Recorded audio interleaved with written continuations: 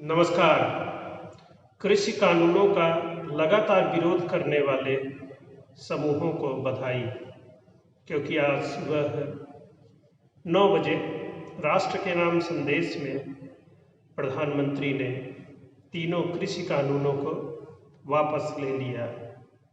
इसका मतलब तो यही होता है कि कृषि कानूनों का लगातार विरोध कर रहे आंदोलनकारी सच के साथ थे और उनका विरोध जायज था, जिसे अंततः सरकार ने मान लिया। पर ये बात पूरी तरह से सच नहीं है, क्योंकि जो कानून संसद से पारित होकर बनाए जाते हैं उनकी अपनी एक लंबी प्रक्रिया होती है और सहमत असहमत रहने वाले समूहों में पर्याप्त लोग होते हैं। हमारे जैसे देश में किसी भी समूह में 2, 4, 10 लाख, यहाँ तक कि 1-2 करोड़ लोग अगर शामिल हों तो ये कोई आश्चर्य की बात नहीं होगी। ऐसे में धरना प्रदर्शन के लिए अगर पर्याप्त बजट हो तो कोई भी आंदोलन काफ़ी लंबा खींचा जा सकता है। रही इन कृषि कानूनों की, तो जो बड़े कृषि शास्त्री हैं, जो कृषि से जुड़े व्यापार और कैसे खेती किया जाए और उसके भंडारण को समझते हैं, उन्होंने इन तीनों कानूनों को कृषकों के लिए आवश्यक बताया। वैसे भी देश में 80% किसान सीमांत किसान हैं, मतलब उनके पास सिर्फ या मुश्किल से 2 एकड़ जमीन होगी। ऐसे में जो कृषि के लिए लागत आती है या फिर जो तकनीक चाहिए, ये छोटे किसान उसकी व्यवस्था नहीं कर सकते हैं। ये सच है। कृषि कोई अब एक गरीब और बेचारे किसान के लिए काम नहीं रह गया है। अब इसमें पर्याप्त पूंजी और तकनीक की आवश्यकता है। ऐसे में जो आम किसान है उसके लिए इन किसान बिलों या फार्म बिल का वापस लिया जाना बिल्कुल भी ठीक नहीं है। मतलब 80% किसान के हित को ध्यान में नहीं रखा गया और उन 10 से 15 या 20% किसानों की लॉबिंग काम में आई और किसान बिल वापस ले लिया गया। तो सोचिए, सरकारें किसी बिल को वापस क्यों ले लेती हैं?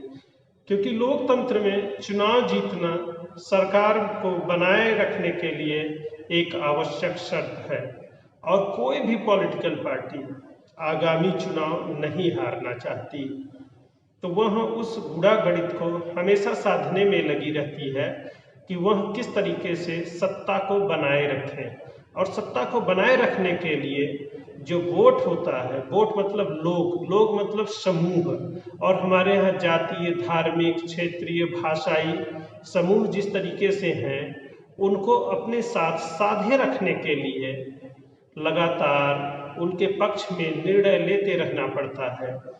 और यहाँ पर फिर सही गलत की बात नहीं रह जाती है और वोट बैंक की राजनीति में पता नहीं कैसे कैसे निर्णय ले लिए जाते हैं। अब इसी बात को लीजिए, अगर एक बड़े समूह को सरकार का निर्णय पसंद नहीं है तो सरकार को ऐसे निर्णय नहीं लेना चाहिए, जैसा कि तमाम चैनलों पर और विमर्श में इस बात को कहा जाता है। तो बाप आरक्षण का मामला लीजिए। 1989-90 में जब ओबीसी रिजर्वेशन, जो कि 27% है, जब उसे लाया गया था तो लगभग 1 साल हिंसक प्रदर्शन हुए थे और लगातार यूनिवर्सिटीज, स्कूल, कॉलेज सब बंद थे। लेकिन एक कमजोर सरकार होने के बाद भी उस वक्त की सरकार ने इस बिल को वापस नहीं लिया था। क्यों नहीं वापस लिया था? तो इसके पीछे मूल कारण यही था कि उनके वोट बैंक के आंकड़े में वो निर्णय फिट हो रहा था, इसलिए उस निर्णय को वापस नहीं लिया गया, जबकि भारत में इसका सर्वाधिक विरोध किया जाने वाला था। अब तक अगर भारत के इतिहास में देखा जाए कि अगर किसी कानून को जिसे संसद ने पारित किया हो, जिसका सर्वाधिक विरोध हुआ हो, तो वह ओबीसी रिजर्वेशन का है। जिसमें बच्चों ने आत्मदाह तक किया था, लेकिन धीरे धीरे एक स्वीकार्य व्यवस्था हो गई। लेकिन उससे हिंदू समाज को, जो एक पार्टी धार्मिक पोलराइजेशन के लिए इस्तेमाल कर रही थी, हिंदू समाज को जाति समूहों में बांट दिया गया। और वो पार्टी कौन सी थी? बीजेपी थी, जो 1989-90 के आरक्षण पर जो निर्णय लिया गया था 27% ओबीसी वाला, उस निर्णय की वजह से 2014 में अपने दम पर सत्ता में आ पाई। तो सोचिए, उस एक निर्णय से बीजेपी को सत्ता में आने से रोक दिया गया। नहीं तो हो सकता है 90, 91, 92 में ही बीजेपी पूर्ण बहुमत की सरकार इस केंद्र में बना ली होती, लेकिन क्योंकि हिंदू पोलराइजेशन वो कर रही थी और हिंदुओं को जाति समूह में बांटने में हमारे उस वक्त के प्रधानमंत्री माननीय आदरणीय बीपी सिंह जी सफल हुए थे और ओबीसी में बांट दिया गया। मतलब हिंदू धर्म में या सनातन धर्म में एक समूह और पैदा कर दिया गया, सवर्ण और पिछड़ा, और फिर पिछड़ा होने की होड़ मच गई जो आज तक चल रही है। आप 127वां संविधान संशोधन में भी इसको देख सकते हैं। खैर, हमारे यहाँ वैसे भी सही सुधार कभी आसान नहीं होते। अभी आप जो चैनल या मीडिया संस्थान इस बिल का विरोध कर रहे थे, आज ही उन पे अब दूसरे तरह का आर्टिकल आने लगा है कि प्रधानमंत्री ने राजनीतिक फायदे के लिए किसान बिल वापस ले लिया। हाँ, सच्चाई है, क्योंकि उत्तर प्रदेश, पंजाब में चुनाव होने वाला है और इस बात को पूरी तरह से ध्यान में रखा गया है कि चुनाव का और चुनाव में फायदा कैसे लिया जाए और चुनाव का संचालन कैसे किया जाए। तो पता चलता है कि असली खिलाड़ी कौन साबित हुआ। अब चुनाव कैसे लड़ा जाएगा, क्योंकि विरोधी दलों के पास जो सबसे बड़ा हथियार था वर्तमान में चुनाव के लिए, वो सरकार ने उनसे छीन लिया है। अब विरोधी दलों को नए सिरे से रणनीतियां बनानी पड़ेंगी। तो अब इसको लोग सरकार का मास्टर स्ट्रोक कहेंगे जो समर्थक हैं, और जो विरोधी कहेंगे ये तो फेल हो गए निर्णय लेने में फिलहाल। लेकिन एक अच्छी पहल, एक अच्छा कानून किसानों के हित में जो आया था, उसका वापस लिया जाना बहुत ही दुखदायी है। इसको समझ और पढ़ाई लिखाई के स्तर पर अगर आकलन किया जाए तो कृषि से संबंधित जितने भी जानकार हैं, ओवरऑल इस बिल का स्वागत किया गया, क्योंकि यह सुधार की एक प्रक्रिया है जिसे लगातार चलते रहना है। हो सकता है इसमें कुछ खामियां रही होंगी तो जिसे आगे चल के सुधारा जा सकता है, लेकिन पूरा बिल वापस ले लिया गया है और ये एक तरह से पॉलिटिकल स्ट्रोक ही कहा जाएगा, जिसमें राजनीतिक नफा नुकसान का पूरा ध्यान रखा गया है। आप बीजेपी समर्थक भी हो सकते हैं और विरोधी भी हो सकते हैं, लेकिन इससे किसानों का हित नहीं हो रहा है। आप सोचिए 1991 की जो पीवी नरसिम्हा राव जी की सरकार थी, जब उन्होंने आर्थिक सुधारों की शुरुआत, जिसे एलपीजी कहा जाता है, किया था, वो सरकार पूरी मतलब पूर्ण बहुमत में नहीं थी, अल्पमत की सरकार थी। उसके बाद उन्होंने जो आर्थिक सुधार शुरू किया, उस निर्णय को कैसे लागू किया गया होगा, क्योंकि उसका विरोध भी पूरे देश में हो रहा था। उसके बाद भी सरकार अपने निर्णय पर कायम रही और आज की जो हमें संपन्नता दिखाई दे रही है, निजी क्षेत्र का ग्रोथ दिखाई दे रहा है, उसमें 1991 के उदारीकरण का बहुत बड़ा योगदान है। इसी तरह अगर वाजपेयी जी जब प्रधानमंत्री थे, स्वर्णिम चतुर्भुज, पूर्व पश्चिम गलियारा, जब इस तरह की योजनाओं की घोषणा किया, हालांकि उसे पूरा तो मनमोहन सिंह की सरकार में हुआ, लेकिन इस तरह के मेगा प्रोजेक्ट देश में बहुत बड़े बदलाव लाने के साक्षी बने। तो जब भी हम सुधार की प्रक्रिया से गुजरेंगे, कभी हम सहमत होंगे, कभी असहमत होंगे, लेकिन राष्ट्र हित में वो सुधार होने चाहिए जिसमें निरंतरता की आवश्यकता है।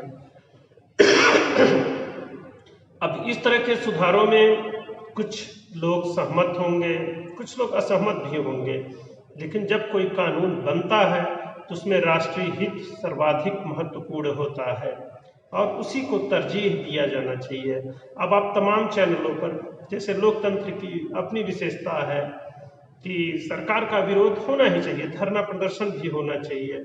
अच्छा बताइए, अब किसान बिल वापस ले लिया गया, अब इस बात का विरोध होगा कि वापस क्यों ले लिया गया, क्योंकि ये भी एक मुद्दा बन जाएगा या बना हुआ है। अभी जिन चैनलों और मीडिया हाउसेज में किसान बिल का विरोध हो रहा था, वापस लिए जाने के विरोध में आर्टिकल लिखे जाने शुरू हो गए हैं। तो इस तरह की कहानियां चलती रहती हैं और आंदोलनों के लिए हमारे यहाँ हमेशा स्पेस बना रहता है। और दुख की बात यह है कि सही गलत का विमर्श बिल्कुल भी नहीं होता है। अब हमारे यहाँ उत्तर प्रदेश चुनाव एकदम दरवाजे पर आ गया है, जैसे गांव में कहते हैं ना कि अब बारात सामने आ गई है। तो अब देखिए किस तरह की राजनीति शुरू हो गई है। पूरा चुनाव जाति धार्मिक पोलराइजेशन पर आधारित होता जा रहा है। काम, शिक्षा, इस एजुकेशन मतलब क्या कहा जाए, बेरोजगारी, ये मुद्दे पूरी तरह से गायब होते जा रहे हैं। सरकारों से या जो भी सरकार रही है वो अपना एक तरीके से कच्चा चिट्ठा सामने रखे कि आखिर उन्होंने 5 साल में क्या किया। आपके पास एजुकेशन के लिए, एम्प्लॉयमेंट के लिए, इंफ्रास्ट्रक्चर के लिए कौन सा रोल मॉडल है, हमें बताया जाए कि आखिर आपको हम मुख्यमंत्री क्यों चुने। इस पे कोई बात नहीं हो रही है। चलिए बेरोजगारी है तो आप जो भी पार्टी है आप बताइए आप रोजगार कैसे देंगे, एजुकेशन का कौन सा मॉडल आपके पास है, हेल्थ सेक्टर में कैसे आप सुधार लाएंगे। हवाई बातें करने से थोड़ी कुछ होगा। या फिर अगर इस सरकार ने कोई काम किया है तो उसका भी विश्लेषण होना चाहिए, मूल्यांकन होना चाहिए, सराहना होनी चाहिए, आलोचना होनी चाहिए। सिर्फ मैं समर्थक हूँ या मैं विरोधी हूँ, इस आधार पर तो कोई बात नहीं हो सकती। और एक मतलब ये जो 3 किसान बिल थे ये किसानों के हित में थे, इस बात में कोई संदेह नहीं है। और मोदी सरकार ने अपने राजनीतिक फायदे के लिए ही इसे वापस लिया है, इस बात में भी कोई संदेह नहीं है। क्योंकि किसी भी दल को चुनाव जीतने के लिए राजनीति में जो लीड हासिल की जाती है, एक परसेप्शन क्रिएट किया जाता है, उसमें हमारे मोदी जी का कोई जवाब नहीं है। तो फिर देखते हैं और चुनाव में फिर भाई हथकंडे चलते रहेंगे। अब भी हमारे यहाँ शिक्षा, रोजगार, स्वास्थ्य मुद्दे नहीं बन पाए हैं। अफसोस की बात यही है। किसी व्यक्ति के विचारों को आप देख लीजिए कि वो किस तरह बात क्यों कर रहा है। तो बड़े दुख की बात है कि अगर उससे पूछ लीजिए कि भैया कौने जात से हो, कवन जाति, फिर उसकी बात सुनिए तो समझ में आ जाएगा अच्छा तो आपका स्टैंड इसलिए यह है कि आप फलाने धर्म और जात से संबंध रखते हैं। चाहे जितने पढ़े लिखे लोग हों, उसी तरह का कूड़ा दिमाग में पड़ा हुआ है। और सबसे बड़ी बात यह है, बड़े बड़े मीडिया हाउसेज हैं वो भी उसी तरह का परसेप्शन चला रहे हैं। फला व्यक्ति है, फला मीडिया हाउस है तो वो यही बात कहेगा, उसमें वह कोई समझौता नहीं कर रहा है। आप चैनलों को देख लीजिए, ये चैनल इस तरह की बात कहेगा, ये चैनल इस तरह की बात कहेगा। यूट्यूबर्स को देख लीजिए, वहाँ भी सेम कहानियाँ चल रही हैं। तो ढूंढिए, सोचिए, समझिए, खूब पढ़िए और अपने ज्ञान को आगे बढ़ाइए। कुछ कोचिंग संस्थाओं के बल्कि वीडियो देख लीजिए जो पढ़ाई लिखाई से संबंधित होते हैं, वो तमाम तथ्यों और तर्कों पर बात करते हैं। तो ठीक है, फिर ऐसे ही संवाद कायम रखते हैं और कुछ दिन में फिर मिलते हैं। नमस्कार, जय हिंद, जय भारत।